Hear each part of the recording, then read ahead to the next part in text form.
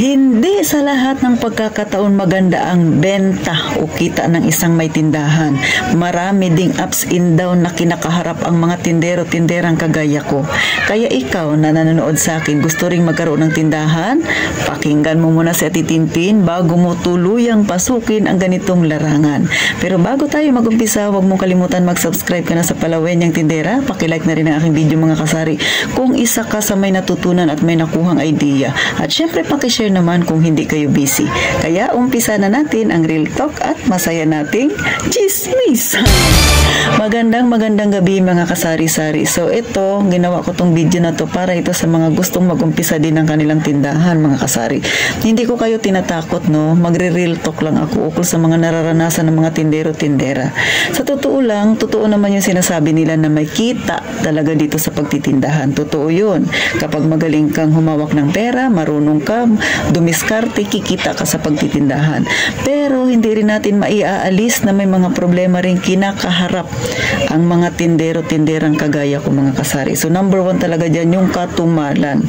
So lahat ng nagtitinda, kahit na malaki pa yan, malaking grocery pa yan, nakakaranas din yan ng sinasabi nilang tumal. Hindi naman talaga pwedeng palaging maganda yung kita. Meron talagang mga panahon na talagang hindi natin inaasahan na hindi kagandahan ang benta. Pero sabi ko nga palagi, manatili lang tayong positive kasi pag pinasukan tayo ng negative na pag-iisip ay wala nang mangyayari. Talo na ang diskarte natin mga kasari. Pero sa totoo lang no, hindi ganun kadali ang pagpapatakbo ng isang may maliit na tindahan, lalo na kung kayo ay kagaya lang sa akin. So ako kasi mga kasari, ako yung opening hanggang closing, ako yung namimili, ako nagdi-display, ako rin ang nagbebenta, akin lahat. So yung pagod ay hindi talaga matatawaran. So isa rin yan sa sakripisyo ng isang tindero-tinderang kagaya ko, lalo na kung kayo ay kaparehas kung nag-iisa sa tindahan.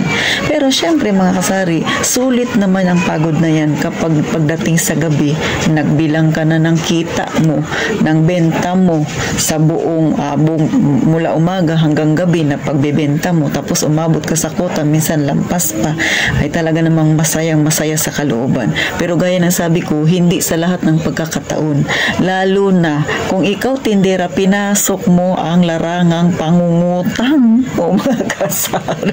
Hindi ko kayo sinasabihan na hindi maganda yung pangungutang para idagdag sa puhunan. Pero sa totoo lang mga kasari, kung hindi mo naman siya ganun kakailangan, huwag mong pasukin ang pangungutang para lang maipandagdag ka na puhunan.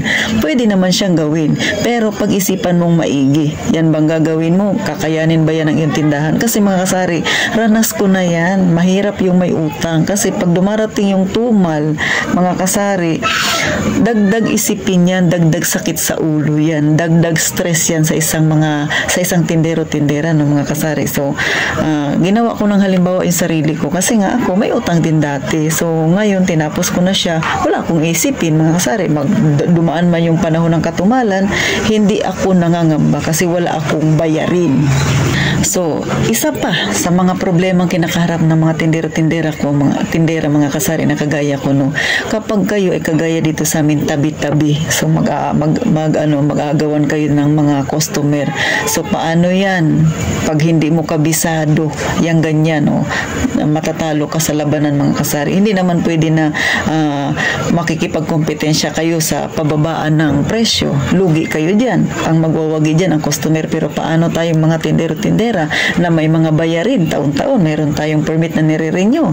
May binabayaran kang tubig, ilaw. Siyempre, pasok yan sa tindahan mo. Kung ikaw ay nag-GCash, may wifi ka. O, diba? So, isa rin yan sa bayarin mo. So, paano yan? Pag nagpababaan kayo, lugi-lugi ka, wala ka nang kikitain. Hindi pa kasama yung pagod mo. Hindi na yun bibilangin mga kasari.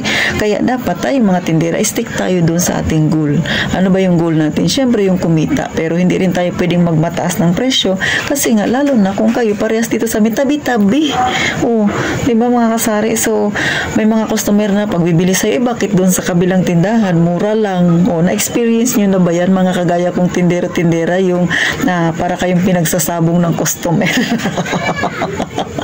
So, nasa sa inyo yan kung paano ninyo sasagutin si customer na. Pero ako, pinapaliwanag ko talaga sa kanila mga kasari na hindi ganun kadali na magpresyo ka lang. Kailangan, alamin mo muna, ito bang anong ipipresyo mo, kikita ka ba? Kasi marami tayong bayarin, marami tayong ikakarga doon sa pagpipresyo natin na sigurado na kahit papano, sigurado tayong kikita, mga kasari. Hindi basta na nagpresyo ka lang. Walang ganun. Dapat alamin mo, kikita ba ako? Malulugi ba ako? Masyado bang mataas ang pagpipresyo ko? Kamusta naman yung mga kompetensya ko? So, ganun yung isang tindera. So, ikaw, gusto mo pa rin bang pasukin ang pagtitindahan? Kasi masyadong masalimuot. Marami kang dapat na pag-aralan. Pero mga kasari, hindi sa dinidiscourage ko kayo, no? Pero ito talaga yung realidad ng isang may tindahan. Magbubukas ka ng madaling araw, sakripisyo, matutulog ka ng gabing-gabi na, kay gabi ka na magsara, kay nag-aantay ka pa sa customer na baka may bibili pa sa'yo kasi nga, lalo na kung mahina ang pasok ng pera mula umaga hanggang hapon. So, ngayon mag-aantay ka hanggang gabi. Sakripisyo na naman, o di ba? So, napakahirap talaga ng tindero-tinderang kagaya natin na naghahabol tayo ng benta, mga kasari. So, isa yan sa nararanasan nating mga may tindahan. Kaya sabi ko nga, kapag nagtindahan ka, habaan mo ang iyong pasensya. Sunod, kinakaharap na problema ng isang mga tindero-tindera. Kapag kayo ay maraming paninda, gaya ng sa akin, marami akong mga dilata. Isa rin sa mga kalaban ng mga kagaya kong mga tindero-tindera, no, yung tinatawag nilang pag naabutan ng expiration yung paninda mo. Kasi nga, para kang nagtatapo ng pera. Ako sa totoo lang, mga kasari, no, meron akong style, no, para hindi ako magkaroon ng expired na paninda. Yung tinatawag nilang FIFO, first in, first out. So, yung mga dilata ko na yan, nakaganyan yan, yung pagkakasalansan yan. So, pag bumibili si customer, una yung sa taas, mga kasari, pagka naubos na yung sa taas, sa likod na naman. Pero mga kasari, kahit gaano pa kaingat minsan na isang tindera, meron pa rin talaga yung mga panindang na expired. So, di ba, nakakapanghinayang. Kagaya ako, kahit gaano ako kaingat, no, mga kasari, katulad na lang sa ketchup ko. So, yung mabenta sa akin dito yung Papa. Pero may naghahanap rin na UFC. So, ang ginawa ko, may dalawang UFC ako na display. Pero alam niyo ba, mga kasari, inabutan pa rin siya na expiration. So, di ba, nakakalungkot. Kahit sabihin pa natin na mura lang naman yan natitiin. Wala pa nga 20 pesos ang malaki niyan. Correct, wala pa 20 pesos. Pero nakakahinayang. So, ang mga tindero talaga at tindera na mahal nila yung kanilang ginagawa, kahit piso pa yan, hinayang na hinayang yan sila, mga kasari. Kaya ikaw, tanungin kita, gusto mo pa rin ba ang ganitong tindahan? Masyadong masalimuot?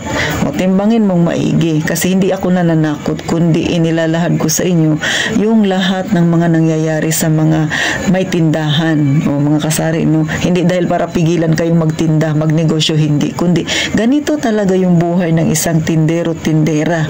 Minsan maganda yung kita, maganda ang benta, minsan may kalugihan, yan na nga, pag inabutan ng expiration yung mga paninda mo, minsan may mga customer kang nakakasamaan ng loob, nakakaroon ka ng kaaway, hindi yan maiiwasan. Kahit gaano ka pa kabait, kahit gaano pa kahaba ang iyong pasensya, may time talaga na hindi maiwasang nagbabanggaan ang customer at ang isang tindera.